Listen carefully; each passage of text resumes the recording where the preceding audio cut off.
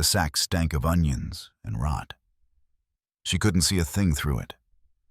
Only blackness pressed tight against her eyes and the sound of men breathing like horses around her. Someone tightened the rope at her wrists. Not a word had been spoken since the ascent. Boots scraped ice, crunched snow, shifted against the edge. One man muttered a curse, then spat. Then silence again. Not solemn, just cold. One of them finally said, "You sure it's high enough?" A pause. Another voice, coarser, older. "She ain't supposed to get up from it." She couldn't speak, not because of the sack, but because her mouth had frozen shut from crying too long in the wind. It had started somewhere at dawn. Now it was dusk, or nearly. She could tell by the cold sharpening under her skin like glass splinters. Another voice. Her stepfather's. She knew it like a bruise that never healed. "She's brought shame to my house. You boys do what you have to." Brought shame. For saying no. For saying she wouldn't marry a man who smelled like sour rye and hit the preacher's boy with his own belt. They grabbed her under the arms. She was light. Hunger made her that way, and she felt her boots drag over packed snow until her toes dropped into nothingness. Just air beneath. She kicked. One foot hit something. A shin, maybe. A grunt. Then a slap across the back of her head. Her knees buckled. "Just throw her," someone snapped. "It's cold. My fingers are going stiff." She tried to scream, but the cold stole the sound, and a shove. And she fell. Snow slapped her like a white sea, then stone, then silence. Time stopped. She didn't die. The sack caught on something. A branch. A rock. It snagged, jerked her sideways. She crashed down hard, not the flat fall of death, but the slow collapse of a body, not quite ready to quit. For a moment she didn't move. Then breath came back in wheezes. Shallow. Ragged. Her arms still tied, face still bound. She shifted her shoulder and felt the sharp stab of something broken. Maybe a rib. Maybe her spirit. Above the voices were gone. They thought she was dead. She was supposed to be. She lay there half buried in snow, shaking. Her ears rang. Her dress, once blue, was soaked through to her bones. The cold bit hard now, like it was angry she'd lived. She rolled inch by inch, face to the earth. Dirt met her lips through the sack. She licked it anyway. Dry, cold, real. Then the wind rose late like a witness ashamed to speak. It scraped across the rock face and whispered like it knew her name. Her name. Lydia. She hadn't heard it out loud since the sheriff had claimed her in front of the church and said, "Mine." No one had corrected him. No one had asked her. They just watched. The sack moved with each shaky breath. Her nose was bleeding beneath it, the cloth turning warm, then cold again.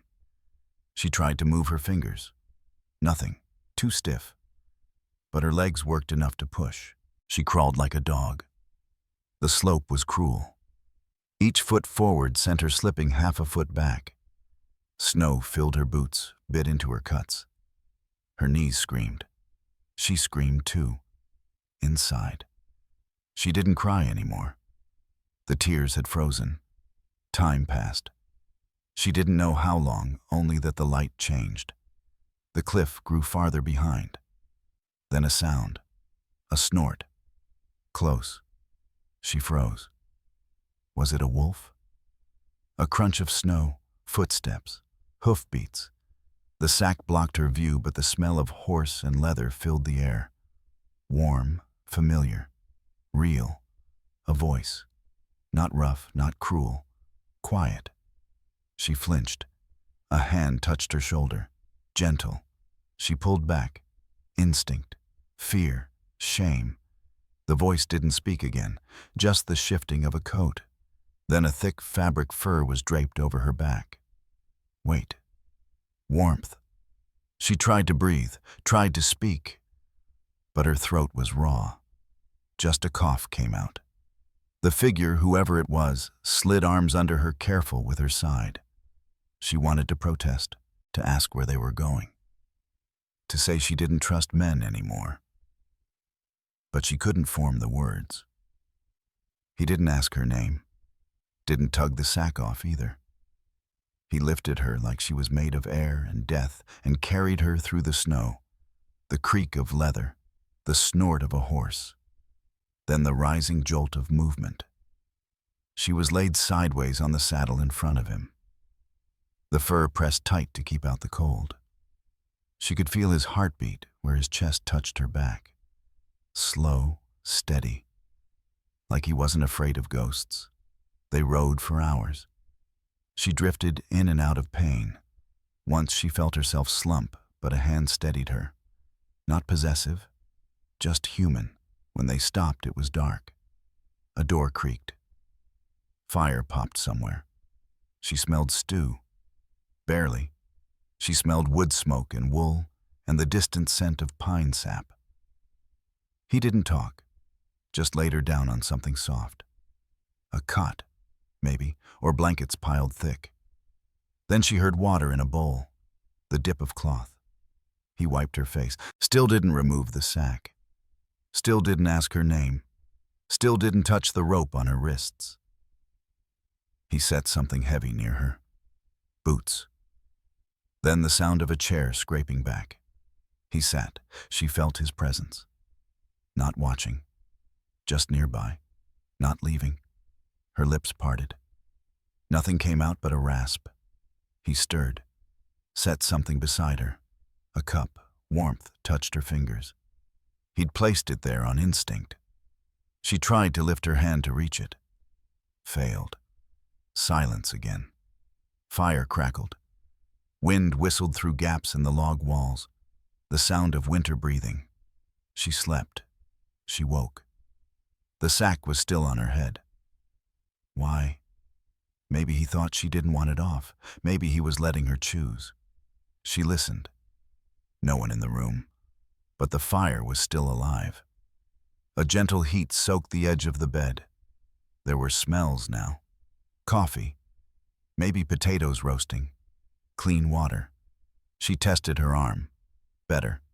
Her wrists still bound, but the rope was looser now. Someone had soaked them. She could feel the softness of the wrap beneath. She sat up. Her head spun. Fingers trembled toward her face. She touched the knot.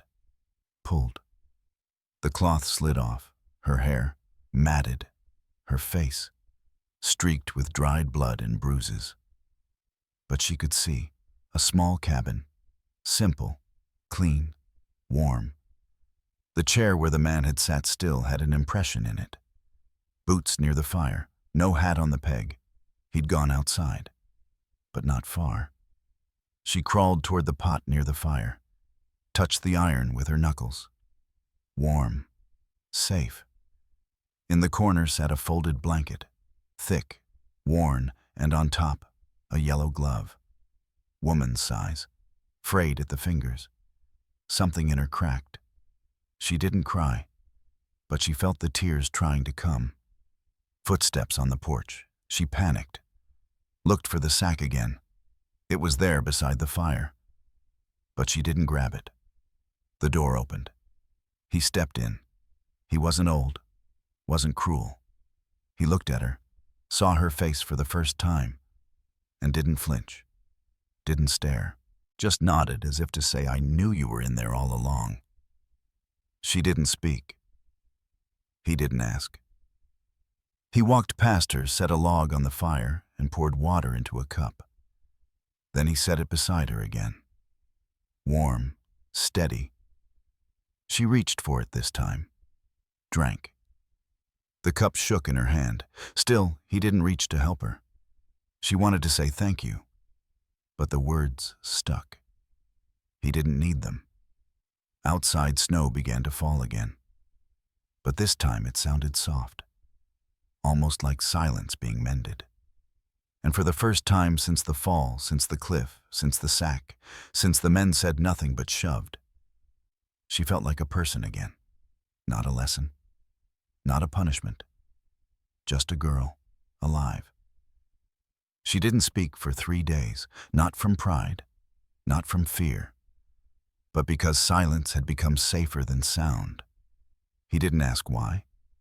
The cabin was small walls lined in pine slabs, stained dark with age. It breathed around her like a quiet animal, warm but watchful. The fire was always lit. The pot was never empty. And every time she opened her eyes, the man was there, but never looking directly at her. He moved with the steadiness of someone used to tending things that could break. She learned the rhythm of him. Before dawn, he'd split wood.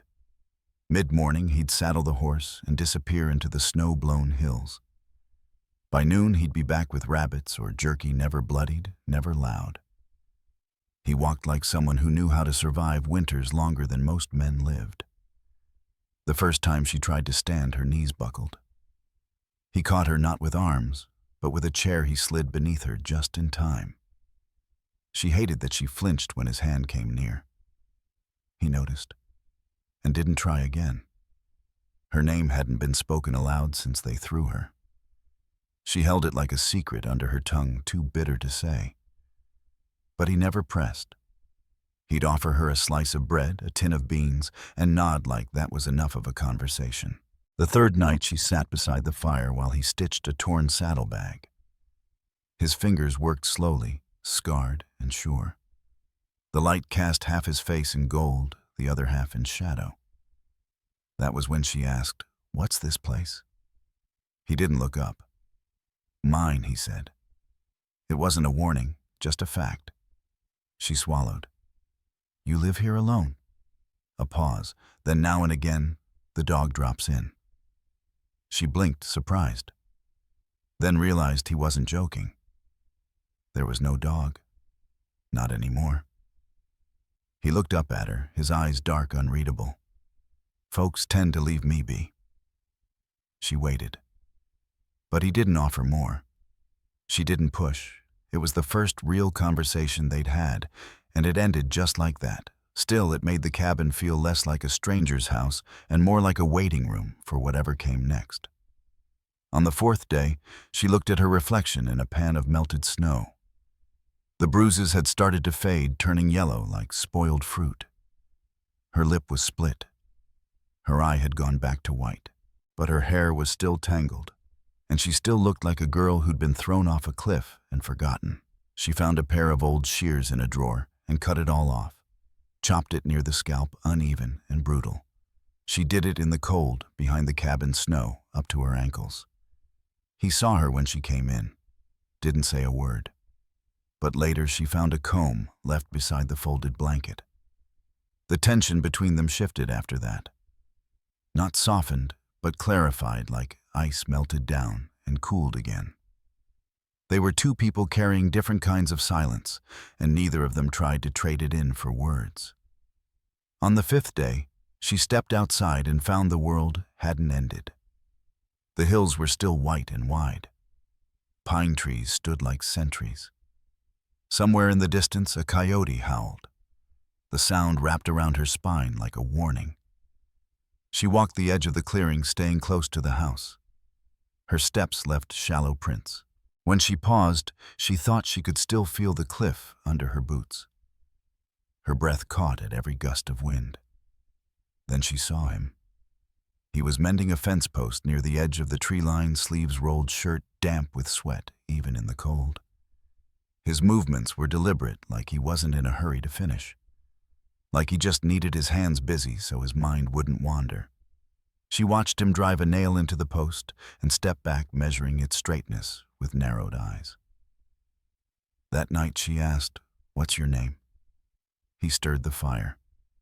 Ronan Wade. It fit him. Rough, quiet, old as pine bark. She didn't give hers back. He didn't ask. On the sixth day, someone knocked on the door, a sound like thunder in that quiet place. She froze. Ronan was already halfway to the door, rifle in hand, not raised, just present. Outside stood a woman, wrapped in a heavy green cloak. Face, weathered, lips tight like she'd tasted something sour. "Brought eggs," she said. Ronan didn't take them. The woman's eyes flicked past him and landed on her. "Didn't know you had company?" Lydia stepped back. Something in the woman's gaze felt like a rope tightening.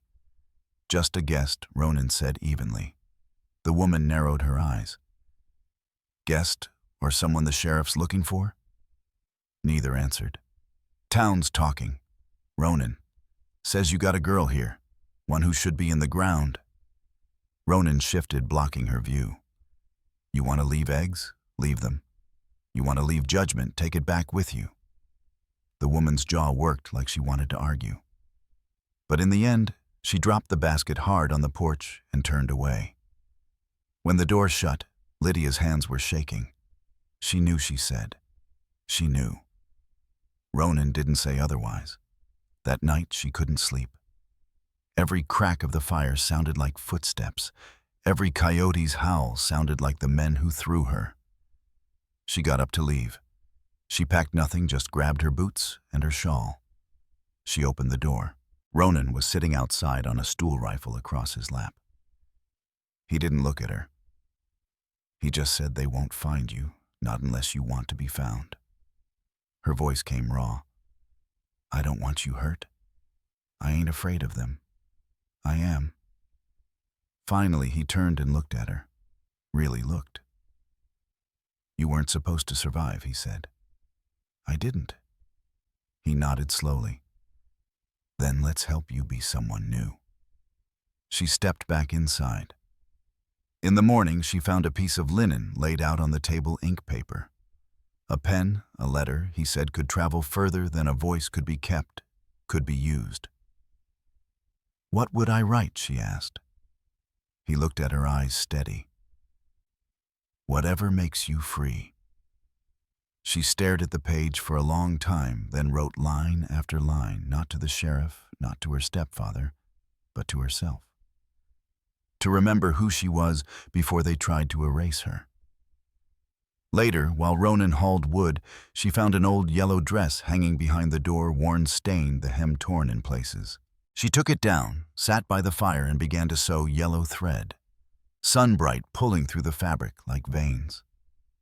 She stitched her way back into the girl they tried to kill.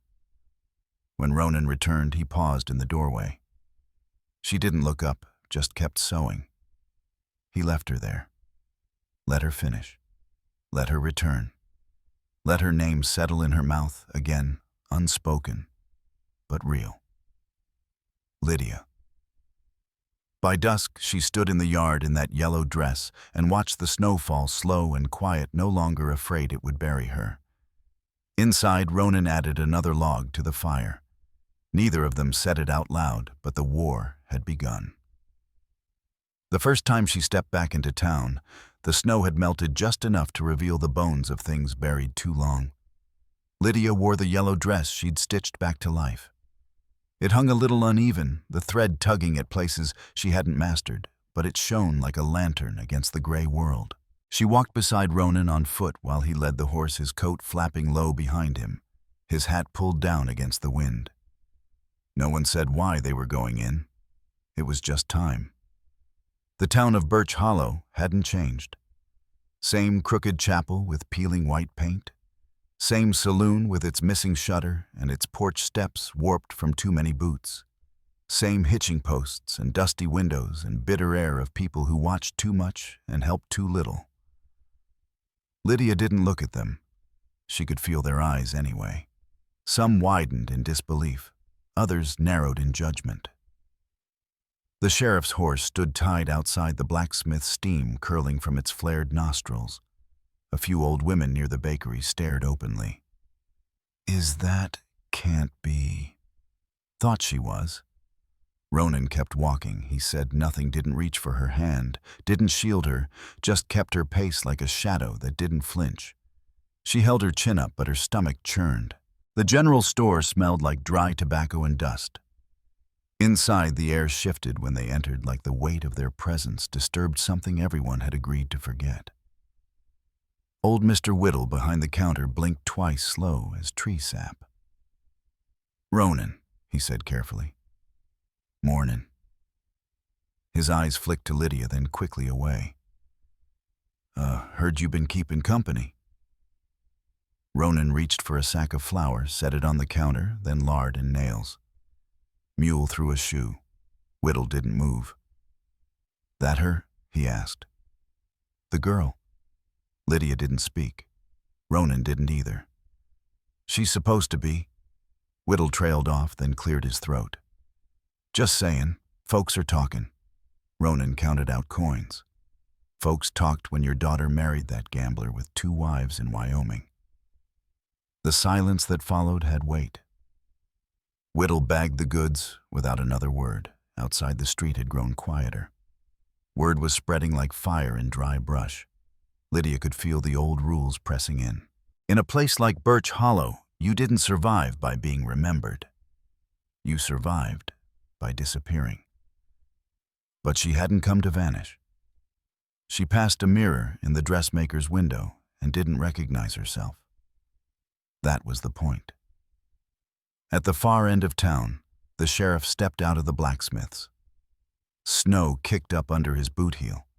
His hands were on his belt thumbs, hooked lazy-like, but his eyes were already locked on her.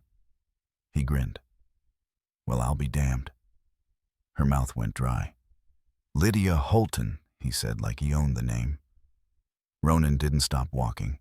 The sheriff stepped down from the boardwalk and planted himself in their path. "You know you're mine, girl.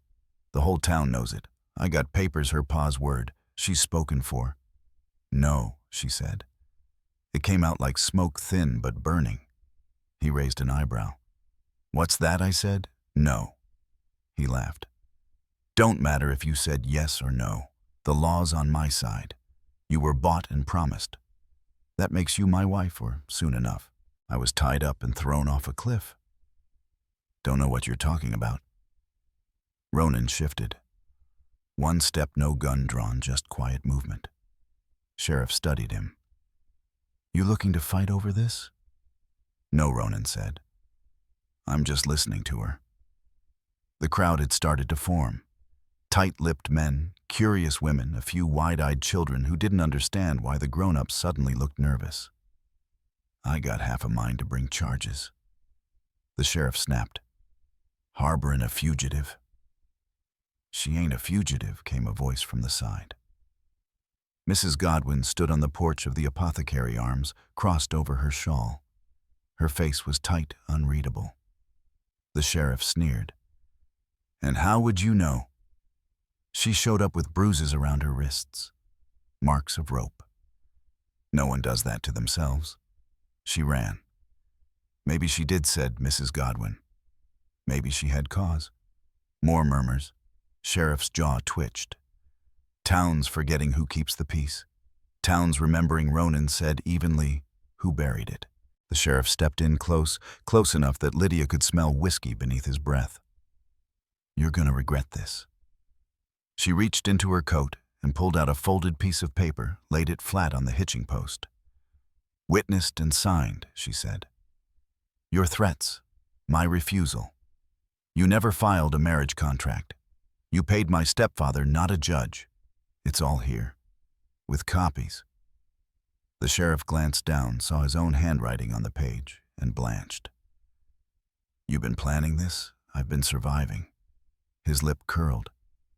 "You think this changes anything?" Behind him, the preacher stepped out of the chapel. He wore no coat, just his robe and a cross that caught the morning sun. "I think it does," the preacher said softly, because now we all heard her. The sheriff turned, scowled. "Ain't your place?" "It is my place," the preacher snapped. "It's our place, all of us. We've been quiet too long." A hush fell. Ronan turned to Lydia. "Ready?" She didn't answer, just stepped forward past the sheriff, past the crowd, past every whispered name they'd ever tried to shove down her throat. She walked like someone who'd been made and unmade by fire. And no one dared stop her. Not this time. They reached the edge of town before she finally exhaled. Ronan walked beside her in silence. She stopped near a fence post, turned to look back. The town behind her still held its shape, but not its power. I used to think I'd never come back, she said. Ronan nodded. Then you came back different. No. I came back as me.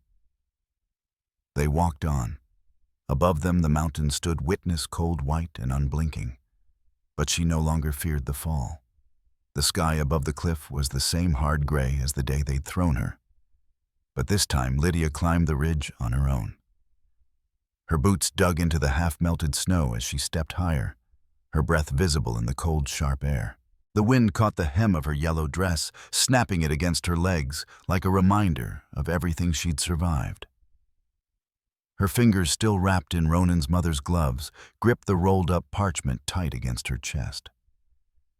She didn't look behind her, but she knew Ronan was there far enough not to be her shield, close enough to be her witness. She'd written every word herself. She'd rewritten her ending. At the edge of the cliff, she stopped. It was the same spot. She knew it by the shape of the boulder where she'd hit her side, the twisted branch that had caught the sack the way the land dropped off with no warning. One step was all it had taken. One push. This time there would be no falling. She unrolled the parchment and pinned it down on the rock with a stone. A single wind tugged at the corner like the mountain wanted to read it. She turned and they were there. The sheriff, 2 deputies, and her stepfather trailing behind them like a ghost with skin. They hadn't been invited, but someone in town must have told.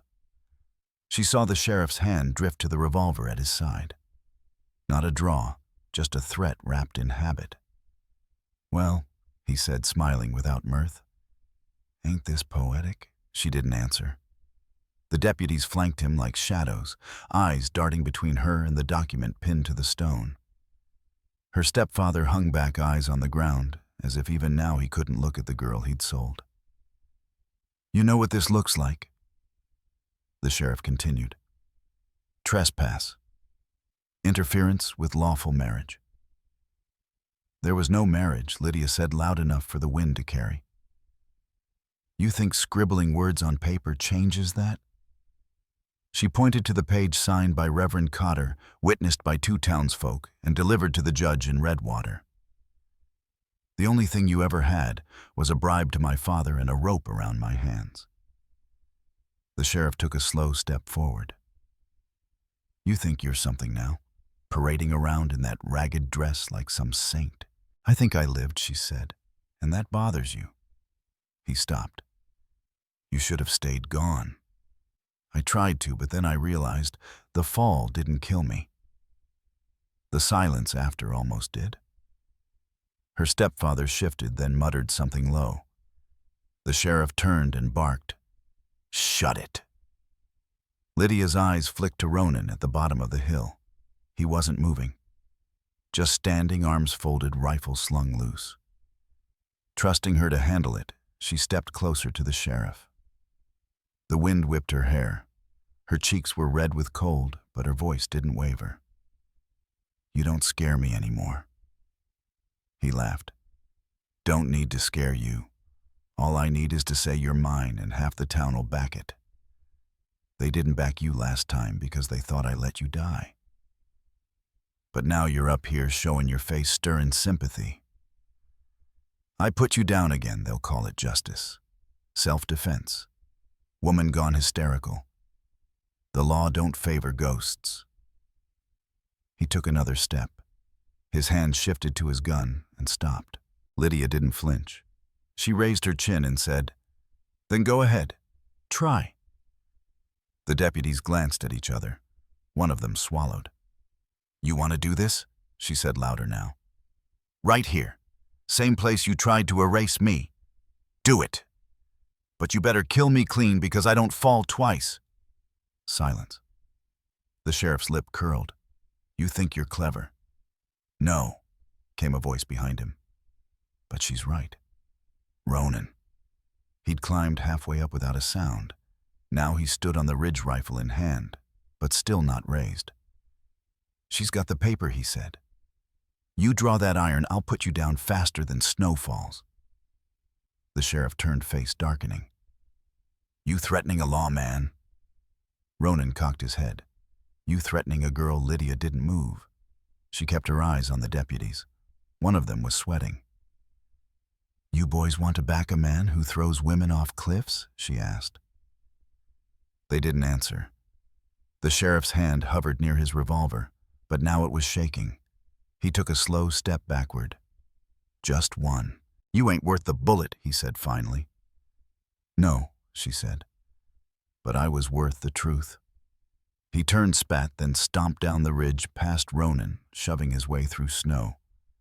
The deputies followed slow, unsure. Her stepfather lingered a moment. He looked up at her, but she didn't look back. Not until he dropped his eyes and turned away, face pale, boots crunching like bone underfoot.